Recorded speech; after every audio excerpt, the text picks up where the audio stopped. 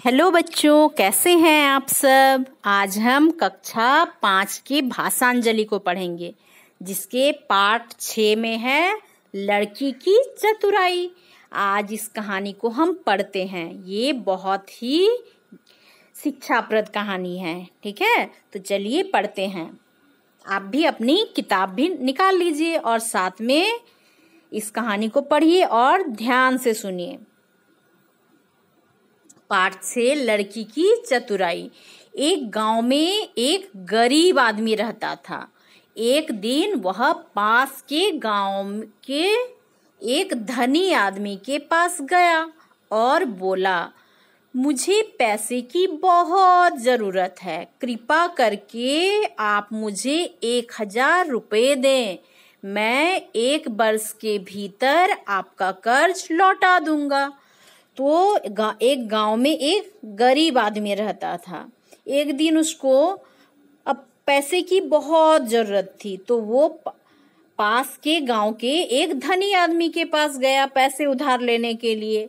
और धनी आदमी को जाकर कहा कि मुझे पैसे की बहुत जरूरत है, इसलिए कृपया आप मुझे 1000 रुपये दें, और आपके ये जो 1000 रुपये हैं मैं 1 साल के भीतर वापस कर दूंगा। धनी ने उस गरीब आदमी को 1000 रुपये दे दिए। 1 वर्ष बीत गया, गरीब ने धनी को उसके रुपए नहीं लौटाए।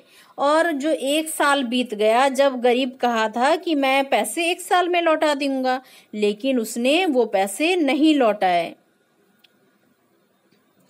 काफी दिन तक प्रतीक्षा करने के बाद धनी एक दिन उस आदमी के घर गया। जब 1 साल बीत गया और उसका पैसा लौटाने का समय पार हो गया, तो वो अमीर आदमी उस गरीब आदमी के घर गया। किस लिए घर गया? पैसे वापस लेने के लिए। और उस समय क्या हो रही थी? बरसात हो रही थी। बरसात के दिन थे, रह रह कर बारिश हो रही थी। वहां उसे वह आदमी नहीं दिखा। घर में सिर्फ एक लड़की थी। तो क्या था, वो आदमी पैसा नहीं लौटाया, तो बाध्य होकर जो अमीर आदमी था गरीब आदमी के घर गया। क्यों नहीं लौटाए होंगे गरीब आदमी ने पैसे? क्योंकि वो उतना पैसा नहीं जुटा पाया होगा, क्योंकि वो बहुत गरीब था और उसको अपने घर खर्च चलाने के लिए बहुत रुपयों की आवश्यकता थी, लेकिन उसकी शायद उतनी कमाई नहीं थी, इसलिए वो रुपए नहीं लौटा सका। तब बाध्य होकर जब वो उसके घर गया, तो घर में कोई नहीं था, सिर्फ एक लड़की थी जो उस आदमी की थी। किसकी? गरीब आदमी की। तो धनी ने उससे रौबदार आवाज में पूछा, गुस्से से रौब जमाते हुए पूछा, तुम्हारे पिताजी कहाँ हैं? लड़की बोली, पिताजी स्वर्ग का पानी रोकने गए हैं।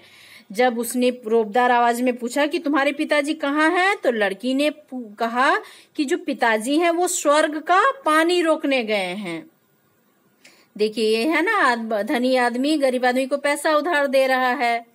अब आगे क्या होता है देखिए। धनी ने फिर पूछा, क्या पूछा? कि तुम्हारे जो भाई है कहाँ हैं? पूछा, क्या पूछा? कि तुम्हारे भाई कहाँ हैं? लड़की बोली, बिना झगड़े के झगड़ा करने गए हैं। तब उसने क्या कहा लड़की ने? कि बिना झगड़े के कोई झगड़ा नहीं हो रहा, लेकिन फिर भी वो झगड़ा करने गए हैं। तो धनी की समझ में कुछ नहीं आया। उसने फिर पूछा, तुम्हारी माँ कहाँ गई है? तो लड़की जो भी जवाब दे रही थी, उस धनी आदमी को कुछ भी नहीं समझ में आ रहा था। जब पूछा कि पिताजी कहाँ गए, तो कहा स्वर्ग का पानी रोकने के लिए गए हैं। जब धनी ने पूछा कि तुम्हारा भाई कहाँ गया, तो लड़की बोलती है कि बिना झगड़े के झगड़ा करने गए हैं। तो धनी को कुछ भी नहीं समझ में आ रहा था कि लड़की क्या बोल रही है। फिर उसने पूछा, तुम्हारी माँ कहाँ गई है? तो लड़की बोली, माँ 1 के 2 करने गई है, 1 को 2 करने गई है। तो ये अजीब सा सवाल का जवाब सुनकर धनी कुछ भी नहीं समझ में आ रहा था उसको। धनी को अब गुस्सा आने लगा, और वो जब नहीं समझ पा रहा था उत्तर, तो वो गुस्सा हो गया और खींच कर बोला, और गुस्से से बोला, और तुम यहाँ बैठकर क्या कर रही हो? तब लड़की हंसकर बोली, क्या बोली? मैं 1 से सारा देख रही हूँ और मैं एक से सब कुछ देख ले रही हूँ। तो धनी को तो कुछ नहीं समझ में आ रहा था। तब धनी समझ गया कि लड़की जो है उसके किसी भी प्रश्न का सीधा उत्तर नहीं देगी। उसे उस लड़की से प्यार से बात करनी होगी, तब जाकर उसका उत्तर मिल सकता है। और मुस्कुराते हुए उसने कहा, बेटी, तुम्हारे किसी भी उत्तर का अर्थ समझ नहीं आया। तुम मुझे इन सभी के अर्थ बताओ। मैं तुम्हारे किसी भी उत्तर का नहीं समझ पा रहा हूँ, इसलिए तुम इसको समझा कर मुझे बताओ। लड़की ने भी हंसकर पूछा, अगर मैं सभी बातों का मतलब समझा दूं तो आप मुझे क्या देंगे? देखिए यहाँ अमीर आदमी बैठा है ना, और लड़की बात कर रही है उनसे। तब देखिए आगे क्या होता है। धनी के मन में तो अर्थ को समझने की तीव्र उत्कंठा थी, और वो धनी आदमी जो था वो उस उत्तर के अर्थ को समझना चाहता था। तो वह बोला, जो भी मांगोगी वही दूंगा। लड़की बोली, यदि आप मेरे पिताजी का सारा कर्ज माफ कर दें तो मैं आपको सारी बातों का अर्थ बता दूंगी। कहती है कि यदि आप मेरे पिताजी का कर्ज माफ कर देंगे तो मैं अपने उत्तर का अर्थ बता दूंगी। तो धनी बोला, चलो माफ कर दूंगा, अब तो बता दो। तो लड़की बोली, आज तो मैं आपको सारी बातों का अर्थ नहीं समझा सकती। कृपा कर आप कल आएं, कल मैं जरूर बता दूंगी। दूसरे दिन आने को कहती है लड़की धनी आदमी को कि कल आप आइए, तब मैं आपको इसका अर्थ समझा दूंगी। धनी अगले दिन फिर उस लड़की के घर पहुंच गया। वहां लड़की के पिता, माँ और भाई भी मौजूद थे। लड़की ने धनी का स्वागत करते हुए पूछा, आपको अपना वचन याद है ना, कि आपने जो वचन दिया कि आप मेरे पिताजी का कर्ज माफ कर देंगे, वो आपको याद है ना? धनी ने कहा, हाँ मुझे याद है।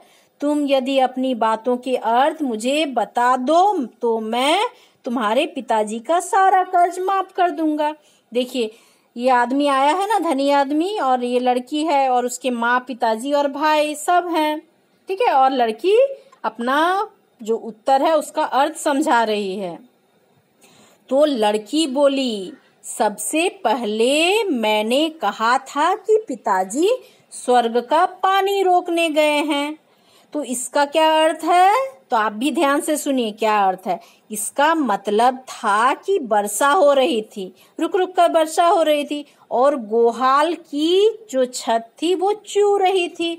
गोहाल मतलब जहाँ गाय को रखा जाता है उसे, उसके घर को गोहाल कहते हैं। और उसकी जो छत थी वहां से पानी नीचे गिर रही थी, और जो उसका ऊपर का था वो किससे था? पुआल का बना हुआ था। तो पिताजी पानी रोकने के लिए छप्पर, जो उसका ऊपर का छज्जा है, उसको छा रहे थे उस लड़की के पिताजी। और वर्षा का पानी आसमान से गिरता है। वर्षा का पानी कहाँ से गिरता है? आसमान से।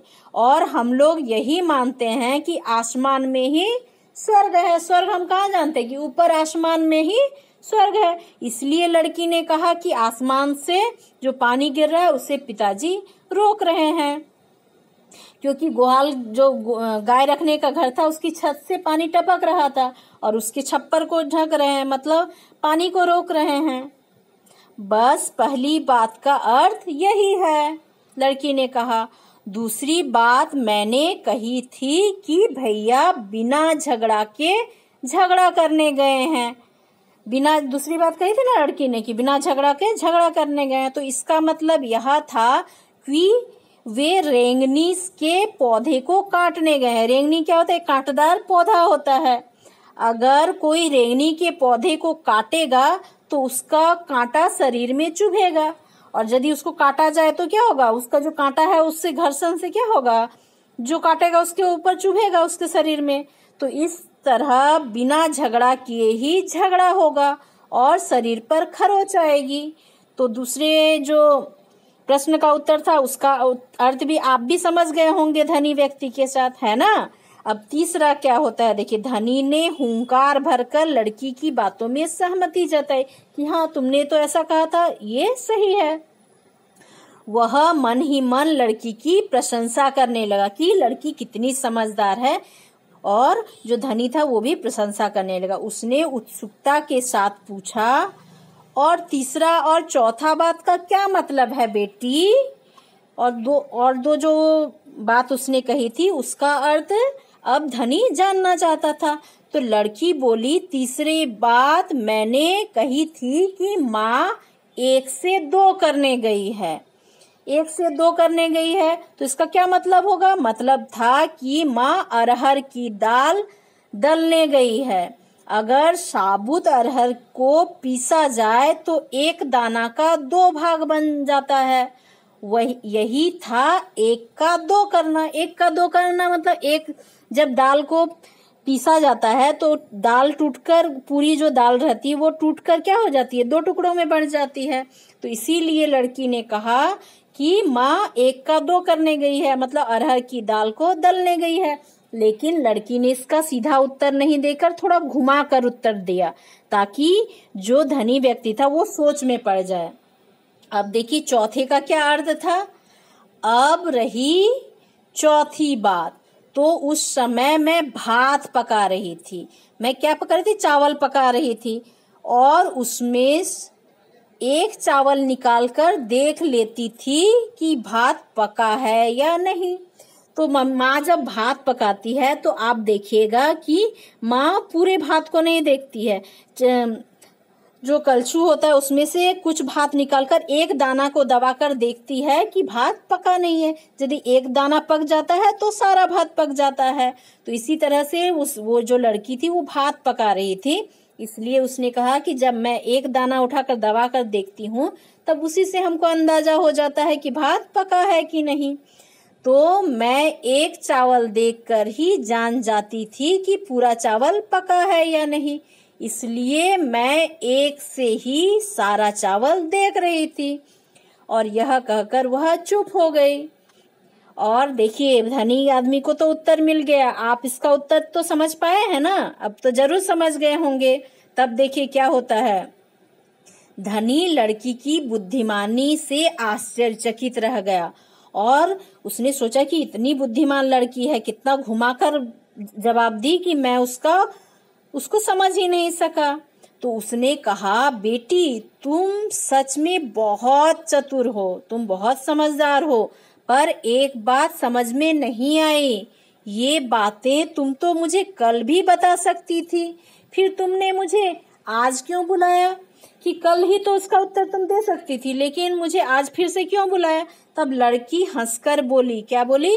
यह तो मैं बता चुकी हूँ कि कल जब आप आए थे तो मैं भात बना रही थी।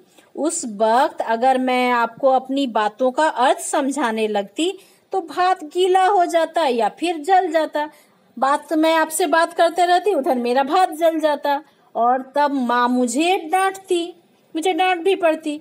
फिर घर में कल कोई भी नहीं था। अगर मैं उनको बताती कि आपने कर्ज माफ कर दिया है तो ये मेरी बात पर विश्वास ही नहीं करते कि कैसे हो सकता है कि कर्ज माफ कर दे, कोई नहीं मानता। इसीलिए जब आज सब लोग हैं, इसलिए मैंने आपको आज ही आने के लिए कहा।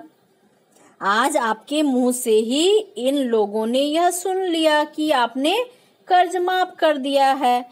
इससे इनको विश्वास भी हो गया और खुशी भी हुई ये सारी बातें सुनकर। लेकिन कल यदि मैं बता देती तो मेरे घर वाले तो ये सारी बातें नहीं सुनते और वो विश्वास भी नहीं करते कि मेरे पिताजी का कर्ज है वो माफ हो गया है। इसलिए मैंने आपको आज बुलाया। तो देखिए सारे लोग उस लड़की से कितने खुश हो रहे हैं। और देखिए क्या होता है आगे।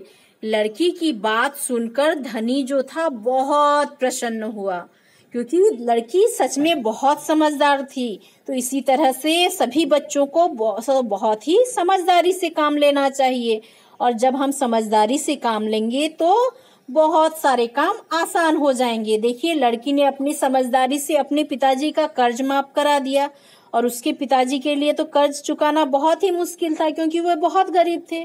लेकिन लड़की के बुद्धि के कारण कर्ज भी माफ हो गया। उसने अपने गले से कीमती माला निकालकर उसे दिया और सिर पर प्यार से हाथ फेरते हुए बोला, तुम्हारे पिताजी का कर्ज मैं पहले ही माफ कर चुका हूँ। अगर आगे तुम्हें किसी चीज की जरूरत हो तो बेझिझक मुझे कहना, मैं पूरा करने की कोशिश करूंगा। और जो धनी आदमी था उस लड़की की चतुराई से इतना खुश होता है कि उसके गले में जो कीमती माला रहता है वो निकाल कर लड़की को देता है और प्यार से उसके सर पर हाथ फेरते हुए कहता है कि मैंने तुम्हारे पिताजी का कर्ज तो माफ कर दिया है, और यदि आगे भी तुम्हें किसी चीज की जरूरत हो तो मुझसे बेझिझक कहना, मैं उसको भी पूरा करने की कोशिश करूंगा। तो देखिए लड़की की चतुराई से कितना फायदा हुआ, कर्ज माफ हो गया, उसको कीमती एक हार मिल गया, और उस धनी आदमी ने ये भी कहा कि आगे भी उसकी मदद करेगा। इतना कहकर धनी चला गया। लड़की के माँ बाप ने उसे खुशी से गले लगा लिया, और लड़की के जो माँ बाप थे वे इतना खुश हो गए लड़की से कि उसे गले लगा लिया। तो कितनी अच्छी कहानी है ना। तो इसी तरह से सभी बच्चों को समझदारी से काम लेना चाहिए, है ना। और समझदारी से काम लेने से हर चीज आसान हो जाती है। ठीक है, तो देखिए यहाँ कुछ प्रश्न है। क में है, गरीब आदमी को कर्ज लेने की जरूरत क्यों पड़ी होगी? खेती बाड़ी के लिए या फिर अपने घर का चलाने के लिए। शायद उसको पैसे की कमी हुई होगी, इसलिए उसने कर्ज लिया होगा। ख नंबर, धनी आदमी लड़की की बातों से क्यों खींच गया? क्योंकि धनी आदमी को लड़की के किसी भी जवाब को समझ में ही नहीं आ रहा था, और जब उसको समझ में नहीं आ रहा था उल्टे पुल्टे जवाब के कारण वो पूरा गुस्से से खींच गया। ठीक है। ग नंबर, रेगनी का पौधा कैसा होता है, उसे आप अपनी भाषा में क्या कहते हैं? रेगनी का पौधा कैसा होता है? कंटीला होता है, और उसे अपनी भाषा में आप क्या कहते हैं वो आप जरूर बताना। ठीक है, एक कांटेदार पौधा होता है। हाँ, और दो प्रश्न है। धनी आदमी को गरीब आदमी के घर क्यों जाना पड़ा? क्योंकि गरीब आदमी ने उससे 1000 रुपए उधार लिए थे और 1 साल के अंदर वापस करने को कहा था, लेकिन वो जो गरीब आदमी था 1 साल होने पर भी धनी आदमी के पैसे वापस नहीं किए थे, इसलिए बाध्य होकर धनी आदमी को गरीब आदमी के घर जाना पड़ा। ख नंबर, कोई भी व्यक्ति कर्ज माफ नहीं करना चाहता है। आपके विचार से धनी आदमी ने कर्ज क्यों माफ कर दिया? जब उसने देखा कि लड़की कितनी चतुर है, और लड़की ने अपने उत्तर को समझाने के लिए ये शर्त रखी थी कि आप मेरे पिताजी का कर्ज माफ कर देंगे, और इसी को पूरा करने के लिए धनी आदमी ने कर्ज माफ कर ली। तो चैप्टर को आप समझ गए होंगे, कितनी अच्छी कहानी है ना। इसे आप बार बार पढ़ेंगे और अच्छे से समझने की कोशिश करेंगे, और फिर भी कोई दिक्कत हो तो मुझसे कहेंगे। और यदि आपका पिछला कोई चैप्टर छूट गया है तो इस चैनल को सब्सक्राइब कर लेंगे, जिससे छूटे हुए चैप्टर भी आपको मिल जाएंगे और आने वाले चैप्टर भी मिल जाएंगे। तो आज के लिए इतना ही। Thank you.